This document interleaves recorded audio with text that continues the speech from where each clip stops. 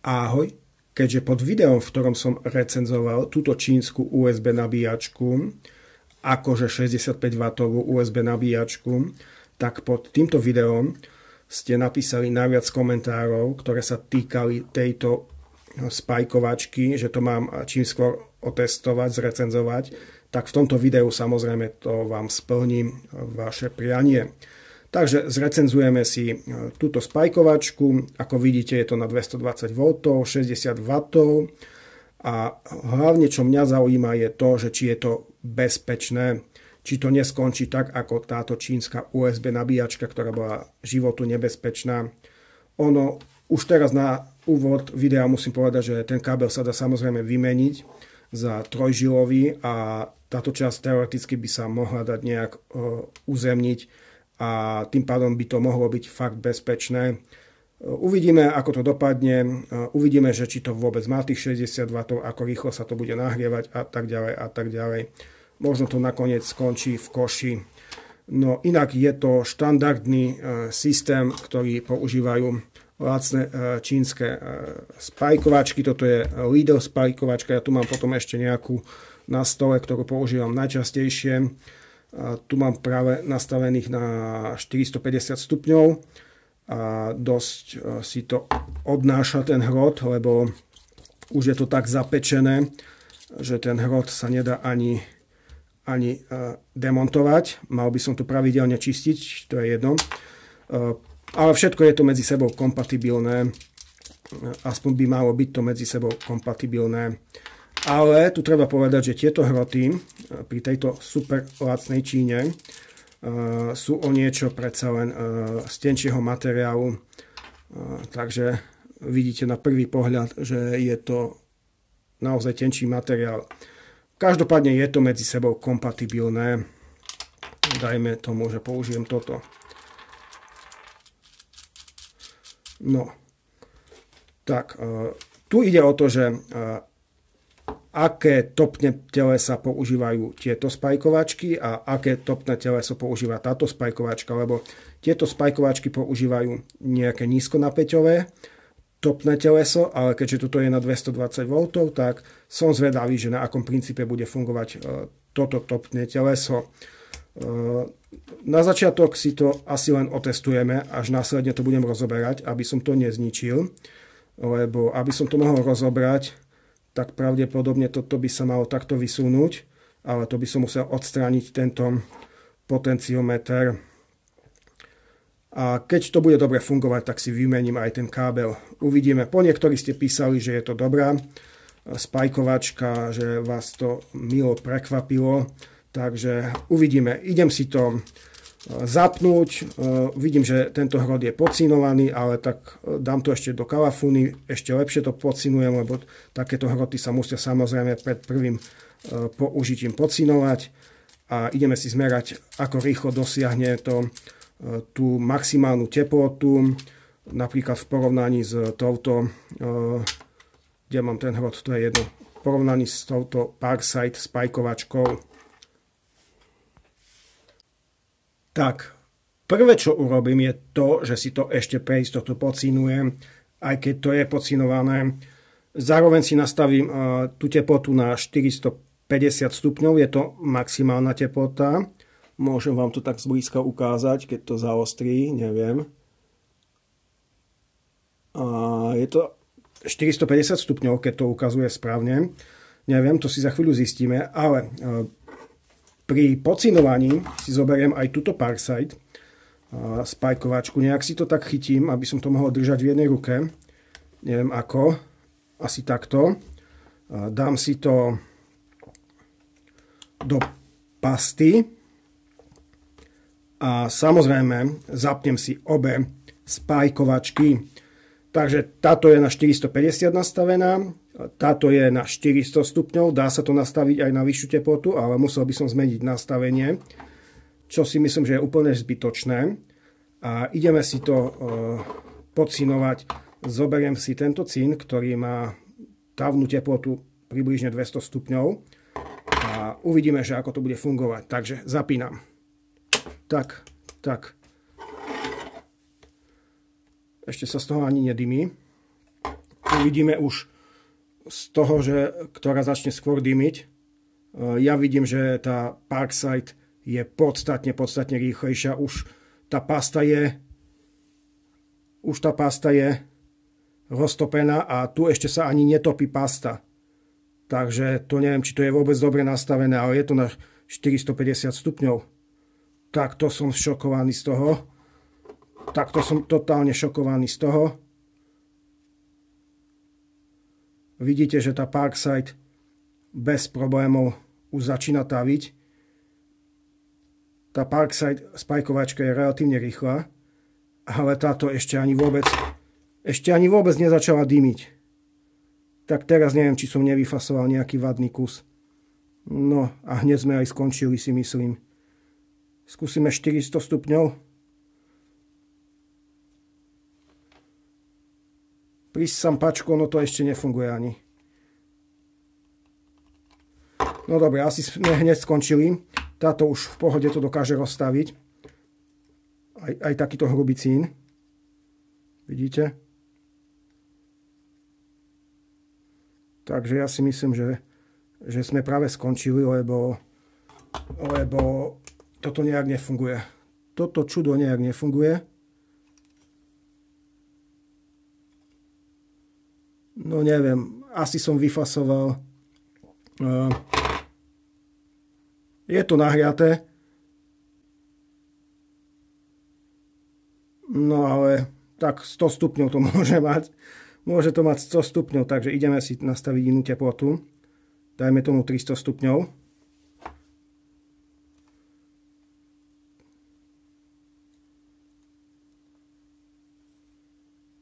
Trochu sa z toho dymí, ale je to... Aha. Takže asi bude ten problém, že tejto nálepke sa tu nedá veriť. Takže ja budem musieť nejak experimentálne zistiť, že kedy to má tú najvyššiu teplotu. Ale to si myslím, že ako by som to vymyslel, najlepšie by bolo to rozobrať a podľa nameraného prúdu by som možno na to nejak prišiel, že kedy to má najvyššiu nastavenú hodnotu. Ja si zoberiem nejaký normálny cín.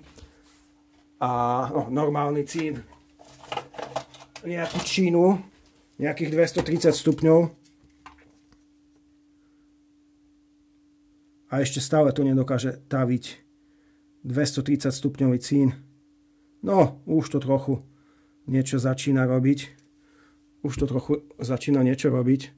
Ale je to slabota. Skúsime opäť 350 stupňov.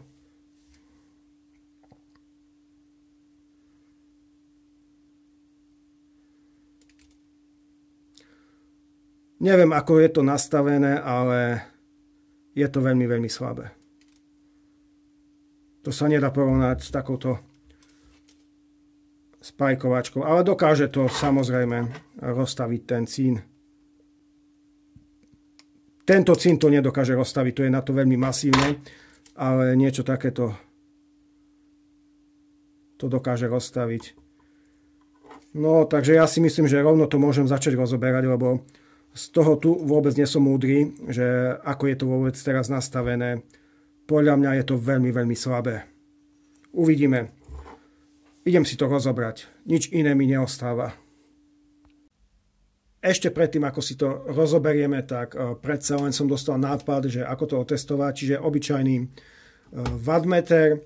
A tak, ako som očakával, tak jednak je to čínsky nepodarok, nemá to ani náhodou 60 W, ale tak, ako som očakával, tak táto nálepka nie je dobre nalepená.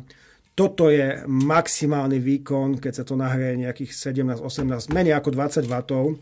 Keď sa to ochladí, tak možno to stupne na 20 W, čiže nečakajte od toho viac ako 20 W. Vidíte, že takýto cín bez šance, aby to nejak rozstavilo. Takže je to tragédia, ale čo som vám chcel teraz ukázať, som zvedavý, ako to teraz dám dole. Ja si vypnem to svetlo. Vidíte tú červenú LED diodu? Takže ja keď budem pridávať, tak to zhasne. Teraz naspäť uberiem. Takže tu je maximálny výkon. Takže pri tom maximálnom výkone je tam nejakých 17, menej ako 20 W, takže to nestačí podľa mňa na nejakú normálnu robotu, keď potrebujete pocinovať nejaký hrubší vodič. Na nejaké tie súčiastky to asi bude postačovať, ale na hrubé vodiče ani náhodou. Ani náhodou na hrubé vodiče. Len tak pre zaujímavosť si môžem zobrať tú trafostanicu, ktorú používam, pajkovacú stanicu. Dám si to na 480 stupňov, aby som vám ukázal, aký je tam rozdiel. Toto reálne, keď sa zapne, tak to má cez 90 W odber. Keď sa to nahreje, tak samozrejme ten odber klesne, ale naozaj to môže mať možno aj 100 W odber zo siete, celá stanica. No a teraz je tam nejakých 440, 450 stupňov a sledujte, ako to taví. Takže vidíte, že toto sa nedá porovnávať. Toto sa absolútne nedá porovnávať s týmto tu krámom za 2,60. Každopádne ideme si to rozobrať a pozrime sa na to, že na akom princípe to funguje. Ale už teraz hovorím, že je to veľmi slabé. Teraz sa to pokúsim rozobrať, ale budem to natáčať na video, aby som potom následne videl, že ako to zložiť naspäť, aj keď si myslím, že to bude úplne primitívne. Ale je to lepšie takto robiť a za ďalšie, keď niečo zničím, tak aspoň uvidíte to v priamom prenose. Ja som sa snažil už tu nájsť skrutku, či tu nie je nejaká skrutka pod tou nálepkou, ale nie je tam nič. Takže nejak sa to musí vypáčiť, ale ideme si to pekne postupne rozobrať. Takže túto časť,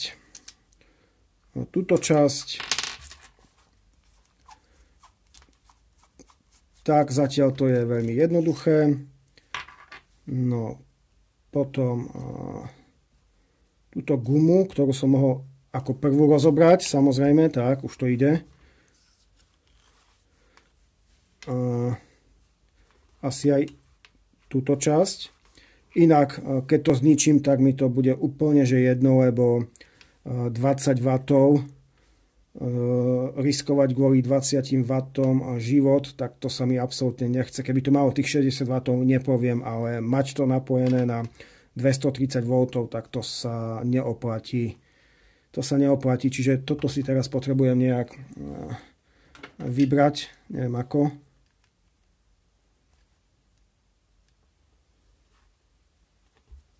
Ups. Takže je to obyčajný trimmer. A už som to aj ohol. Je to obyčajný trimmer. Takže je to totálne primitívne. A vidíme, že je tu naozaj triaková regulácia. Je to BT 136, čiže je to triak. Triak, pravdepodobne tu bude diak a kondenzátor a tá červená LED dioda, čiže tu bude diak, aj keď tu je napísané Z1. Podľa mňa to bude diak, môžeme si to premerať.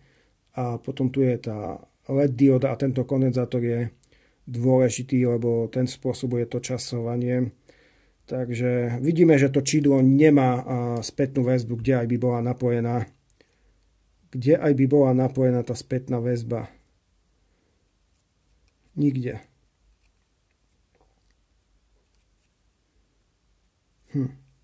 Takže je toto najprimitívnejšie, čo môže byť. Inak môžem vám ukázať čidlo z tej trafostanice veľkej. To vyzerá takto, čiže 24 V, 60 W. Ale ako som spomenul, tak to dáva aj cez 90 W. A môžete vidieť ten rozdiel, že aký je ten rozdiel. Čiže toto už má aj to čidlo teploty. Ale veľkostne to je, dá sa povedať, to isté.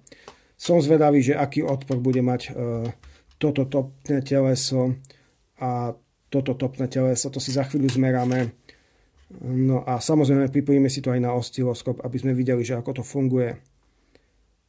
No ale mňa zaujíma jedna vec, že či je možné to nejak ukostriť. Čiže ten kábel by som samozrejme musel vymeniť.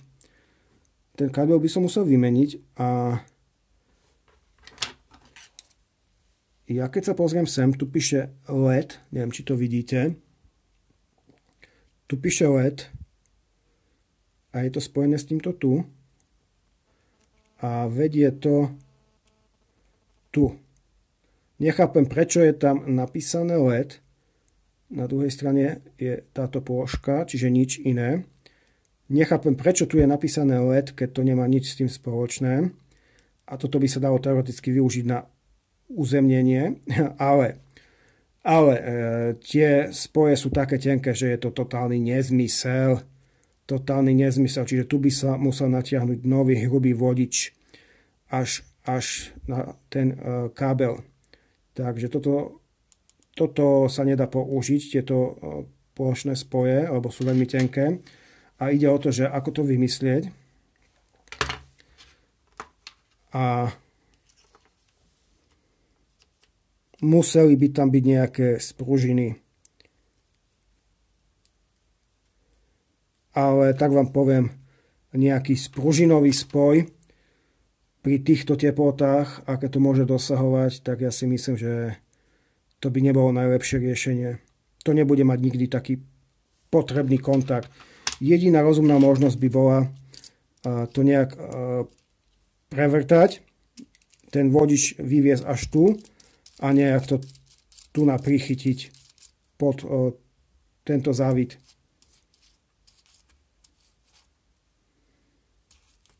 Alebo tu navrtať dieru, dať tam nejakú skrutku, ale to je všetko zbytočne komplikované. Takže jediná asi rozumná možnosť je taká, že ten vodič tu nejak dať pod tento závit. Ale je to zbytočné robiť niečo takéto, lebo podľa mňa to nestojí za to. To absolútne nestojí za to. Má to 20 W, čiže z môjho hľadiska to nebudem prerábať, lebo jednoducho to mi za to nestojí strácať na tým čas. Môžeme si to ešte pripojiť na osciloskop a môžem si nakresliť tú schému, že ako to funguje, ale inak neodporúčam vám to kupovať. Je to super lacné, ale na hrubé vodiče, podcinovať nejaké hrubé vodiče, tak to je totálne nedostatočné. A možno nejaký ten plošný spoj áno, ale zase je to na 230 V, čiže neriskovať zbytočne svoje zdravie. Takže to sa jednoducho nevyplatí. Radšej si zo pár eur priplatiť a kúpiť si nejakú normálnu spajkovacú stanicu na trebárs aj akumulátory, ako ja som vám pred chvíľou ukázal. Je to podstatne výkonnejšie. No dobre, idem si ešte nakresliť tú schému, že ako to funguje. Mám tu pred sebou schému a teraz môžem dúfať, že je to správne načrtnuté, ale teoreticky áno, lebo z principiálneho hľadiska to môže takto fungovať. Čiže je to štandardná triaková regulácia. Ako to funguje na jednoduchom princípe, keď to pripojíte na šťavu, ten triak je vypnutý a prakticky nepreteká žiaden veľký prúd cez toto topné teleso, ale predsa len nejaký prúd tam preteká, ktorý nabíja tento kondenzátor. Z druhej strany sa to nabíja cez tieto rezistory a ako rýchlo sa to nabíja si môžete nastaviť, keď si zmeníte hodnotu tohto tu trimru. Čiže nabíja sa tento kondenzátor, tu sa mení to napätie. Keď to napätie dosiahne určitú úroveň, tak sa prerazí tento diak, nejakých možno 40-50 V, a keď sa prerazí ten diak, začne viesť ten prúd a nám to zopne ten triak. No a následne už potom prechádza prúd cez toto topné teleso. Mimochodom má to samozrejme pozitívnu závislosť, čiže 700 ohmov má to pri izbovej teplote, ale ako náhle sa to začne zohrievať, tak to môže mať aj jednotky kiloohmov, čiže veľmi rýchlo sa to samo stabilizuje. No inak neviem presne, čo je to za LED dioda, tá červená LED dioda. Nepodarilo sa mi to len tak merákom zmerať, lebo v jednom smere mi to ukazovalo 1,5 neviem čoho, asi voltov som meral. A v druhom smere mi to neukázalo totálne nič. Obyčajná dioda to samozrejme nemôže byť, lebo keby to bola obyčajná červená dioda, tak síce tento rezistor to dokáže v jednom smere, priepustnom smere obmedziť to napätie na 1,8 V pri červenej ledke, ale v tom opačnom smere by tu bolo plné napätie sieťové, tým pádom tá ledka by sa zničila. Čiže musí to byť niečo špeciálne a môžeme si aj pripojiť na tú ledku osciloskop, aby sme videli, že čo to je za LED dioda, na akom princípe tá LED dioda funguje. Ale najprv si vyskúšame to takto pripojiť, aby sme zistili, že či Číňan to má nastavené na 100%, alebo jednoducho to takto vyriešil, že dal tam menší výkon, aby sa to nejak neprehrievalo. Uvidíme, či tá triaková regulácie bude spínať na 100%. Takže ja si to teraz zapnem. Dúfam, že všetko je to bezpečné. Takže zapínam si to. No a už teraz vidím, že je tam 100%. 52 W, samozrejme ako sa to nahrieva, tak ten odpor sa bude meniť a potom sa to stabilizuje na 20 W výkone, ale vidíme, že naozaj je to na maxime, takže bohužiaľ naozaj tých 20 W je maximum. No, mohol by som sa pokúsiť upraviť tú reguláciu, aby sme videli, že či to vôbec funguje, ale asi áno. No, tak toto nie je najlepšie riešiť. To som nevyriešil najlepšie. Asi si dám pauzu. Nie, netreba dať pauzu. Vidíte, že naozaj tá triaková regulácia funguje. A minimum je na úrovni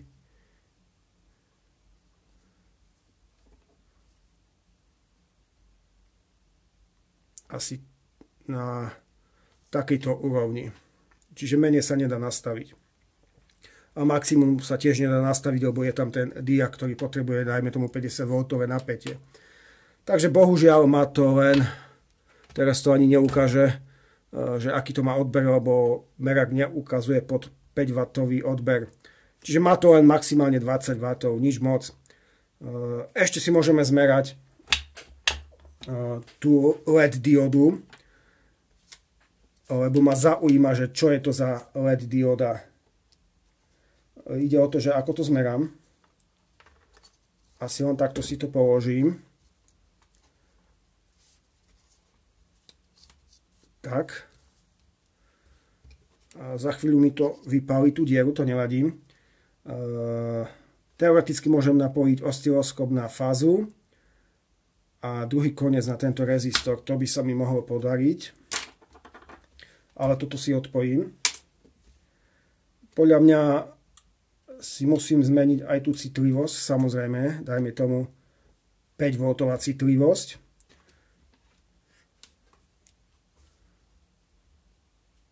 Tak, tu mám fázu, aj keď to nemusí byť fáza, lebo je to len dvojžilový kábel, ale je to tak napísané tam.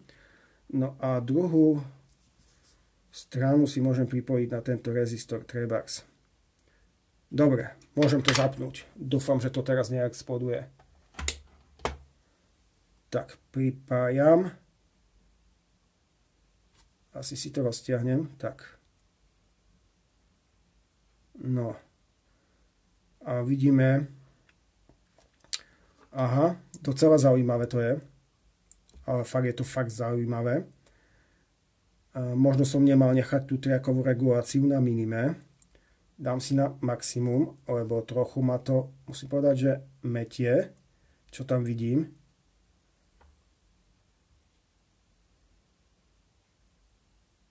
Ale už viem usúdiť, že čo je to za LED dioda z tohto priebehu. V jednom smere, pravdepodobne v tom smere, kedy to svieti na červeno, má to nejakých 6 V, 5,36 V, dajme tomu.